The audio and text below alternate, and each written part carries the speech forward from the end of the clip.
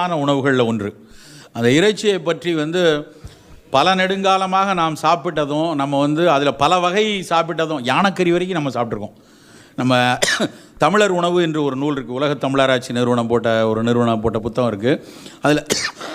அதில் பார்த்தீங்கன்னா எவ்வளவு வகையான உணவுகளை நம்ம இறைச்சி உணவுகளை நம்ம சாப்பிட்டோம் அப்படிங்கிற செய்தி இருக்குது.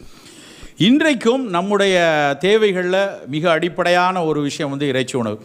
இதில் இது நல்லது கெட்டது, இறைச்சி மிக கெடுது, வெஜிடேரியன் நல்லது அப்படியெல்லாம் முழுக்க சமூகம் திணித்த ஒரு விஷயம் தானே ஒழிய அறிவியல் திணித்த விஷயம் கிடையாது.